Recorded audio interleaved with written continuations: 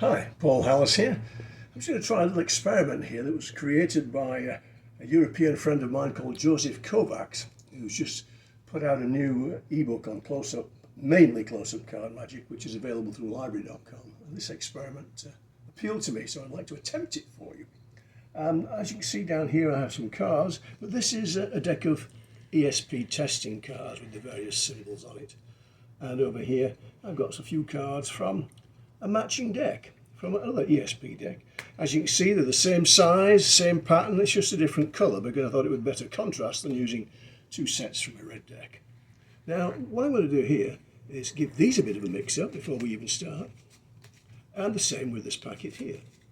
Then I'm going to deal these cards into 5 piles. I could have asked anybody to do this. I'm simply doing this myself to speed things up a little bit, by being a professional dealer and all.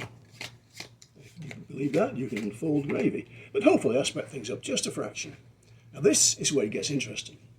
Nobody could know the identities of the cards at the tops of these piles, or the order of these either.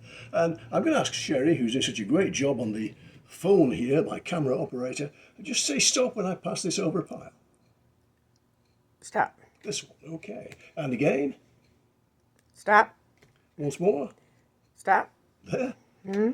Here, this one, this one. That one. This one. One left. Let's have that pile. Okay. I'll start and work my way along the line. Now, nobody could know what this particular symbol will be at the top of this pile here, but it just happens to be a star. And strangely enough, the blue card we placed onto that star was also a star. And it might have been any one of the other cards you placed on that pile. And the same here. Let's just have a look over here. We place the blue card onto that particular card, which coincidentally is a square, while this blue card is also a square. Of course, you could have placed a star on top of that pile, but you decided not to.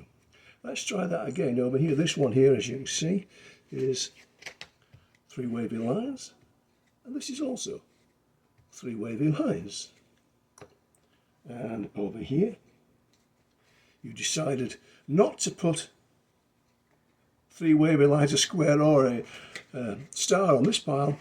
You placed a cross, and this blue card just happens to be a cross rather than any one of those.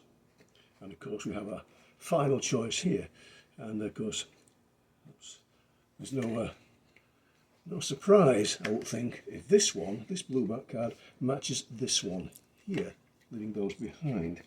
And of course it could have been any one of those you place on that pile, completely free choice. That seems rather bizarre, but it does get stranger. You see, if I just tap these cards, the 2 stars, to this pile, what happens is that they all change into stars. Let's try this again. Watch, we just tap the two squares to that pile. And believe it or not, every single one of these has become a square. Again, these symbols could have been placed onto this pile, but it was 3 wavy lines. And when we touch them to this pile, they now change, so that they are 3 wavy lines.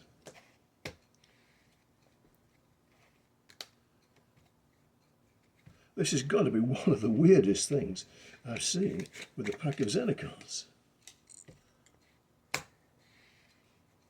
That's just no surprise anymore, because you just know exactly what's going to happen. And it does. It just defies explanation. Don't you agree? Thank you very much.